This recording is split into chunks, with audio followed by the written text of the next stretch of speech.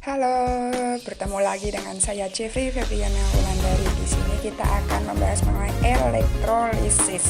Selamat belajar.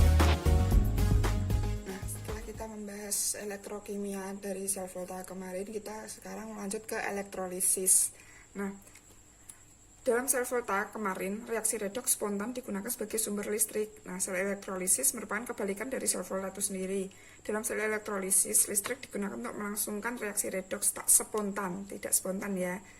Nah, ini langsung saja di elektrolisis ini saya tulis katoda reduksi di kutub negatif. Nah, ini dia itu bersifat negatif ya, tak singkat karet min. Katoda reduksi kutubnya min. Terus anoda oksidasi kutubnya plus atau anos plus. Nah, di elektrolisis ini energi listrik dirubah menjadi reaksi kimia, kebalikan dari sel volta kemarin. Nah, terus ada elektrolisis ini berupa larutan dan leburan. Nah, ini adalah contoh untuk susunan sel elektrolisis. Elektron listrik memasuki sel elektrolisis melalui kutub negatif. Ini sudah saya kasih panah. Melalui kutub negatif atau katode, spesies tertentu dalam larutan menyerap elektron dari katode dan mengalami reduksi. Sementara itu, spesies lain melepas elektron di anode dan mengalami oksidasi. Jadi, sama seperti pada sel volta, reaksi di katode itu adalah reduksi, sedangkan reaksi di anode itu adalah oksidasi. Tetapi muatan elektrodenya berbeda. Pada sel volta kan kemarin katode bermuatan positif, anodenya negatif. Nah, di sel elektrolisis ini katodenya itu bermuatan negatif dan anodenya bermuatan positif, kebalikan dari sel volta. Nah, untuk yang ini yang pertama ada karet min atau katoda reduksi. Nah, itu nanti dia mengurusi plus nanti ion-ionnya. Terus zatnya ada leburan atau lelehan dan larutan. Contohnya untuk leburan itu reaksi ya. Nanti dia itu ion logam menjadi logam. Contohnya, nanti kalau ada Na plus ditambah elektronnya, kan ini satu ya, jadi kita ditambah elektron untuk bisa menjadi logamnya. Jadi ion ditambah elektron nanti dia menjadi logam, seperti itu. Nah, untuk larutan, jika dia berada di kiri H2O, kemarin masih ingat deret volta ya. Nah, akan saya tunjukkan bentar. Nah, untuk kiri H2O nanti dia bereaksi dengan air, tapi kalau dia posisinya larutan itu berada di kanan H2O, nanti dia bereaksi dengan logam itu sendiri. Contohnya, kalau di logam itu sendiri ya, misalnya yang di kanan, itu ada misal besi ya, Fe2+. Nah, nanti ditambahkan dia di kanan H2O, ditambah 2 elektron menjadi Fe. Nah, kalau ini 2 plus berarti ini 2 elektron. Nanti kalau misal 3 plus ya 3 elektron gitu. Nah, contoh yang di kiri H2O ini, nah itu nanti kan bereaksi dengan air. Nah, nanti bentuknya kayak gini, 2H2O ditambah 2 elektron menjadi 2OH- ditambah H2, seperti itu. Nanti saya kasih contoh. Nah, selanjutnya anos plus ya, anoda. Nah, anoda ini nanti mengurusi yang main kayak ionnya kayak gitu. Nah, terus untuk elektrodanya itu ada non inert sama inert. Nah, untuk non inert sendiri itu nanti reaksinya saya tulis dulu. Itu nanti elektrode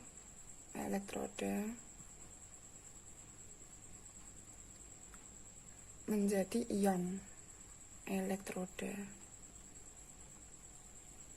Nah, terus contohnya ya,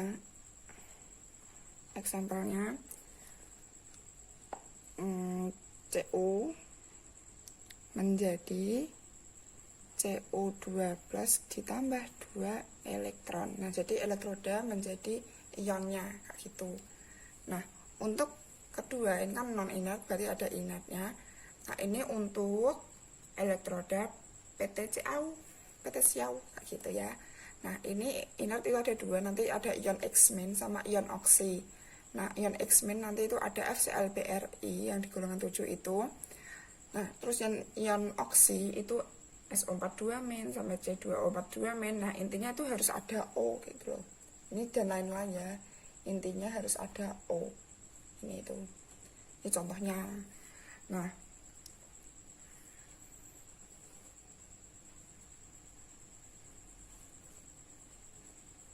kelihatan ya. Terus, nah untuk inert ini contoh yang ion X- ya. Contohnya 2Cl- menjadi Cl2 plus 2 elektron. Nah, ini kan minnya 2 toh, min 2 berarti tambah 2 elektron karena ini kosong 0. Tidak ada muatan. Nah, untuk ion oksi contohnya reaksinya itu dengan H2O ya, dengan air. Nah, berarti kalau dia menemukan ion oksi ini, berarti reaksinya nanti dengan air. Berarti 2H2O menjadi 4H plus ditambah O2 ditambah 4 elektron. Nah, ini kan 4 plus, ini kan tak ada muatan, berarti tambah 4 elektron untuk menjadi sama-sama 0 kayak gitu. Nah, saya kasih contoh, saya hapus dulu.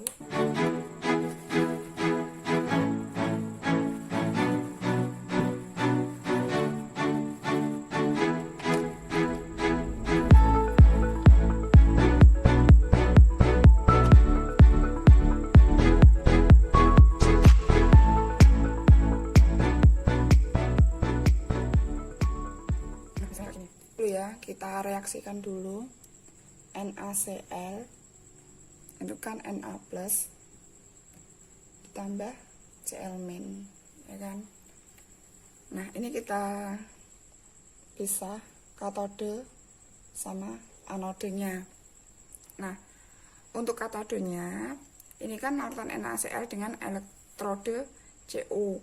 Nah, tadi elektrode Cu itu kan itu ya apa, di non inert ya. Nah, karena dia elektrodenya Cu di non inert, berarti kan tempatnya di anode tadi. Nah, di anode berarti tadi kan elektrodenya Cu. Nah, tadi Cu jadinya di non inert, diingat lagi tadi ya. Berarti Cu2 plus ditambah 2 elektron. Nah, untuk katodenya kita lihat yang plusnya ini Na. Nah, Na kan itu dia kan ini larutan ya. Kita lihat tadi yang larutan. Na itu berada di kiri H2O atau kanan H2O. Oh, ternyata di kirinya H2O di deret volta itu. Kalau di kiri H2O berarti dia bereaksi dengan air. Nah, diingat tadi.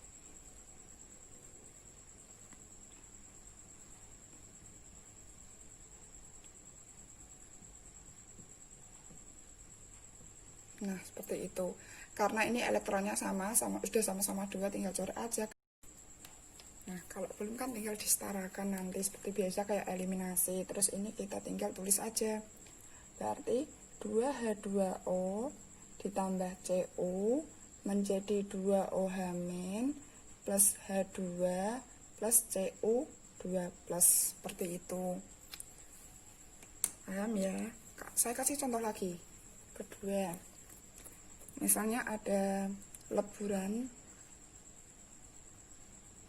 NaCl, elektrodenya Pt.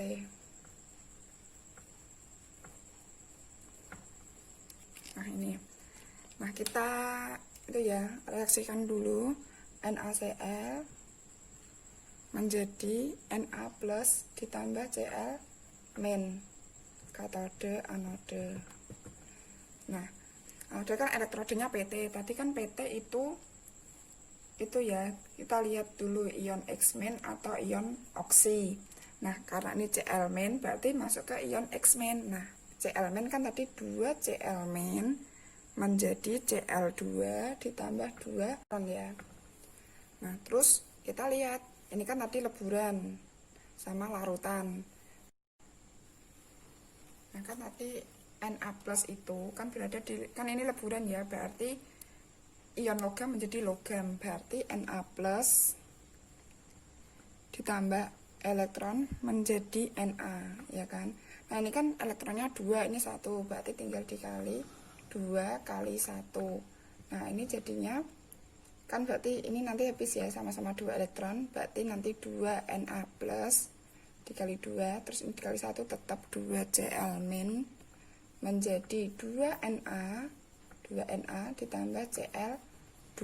Ini jadinya seperti ini. Nah, nomor 3 saya kasih tambahan larutan CuSO4 dengan elektrode C. Nah, kita reaksikan dulu ya. CuSO4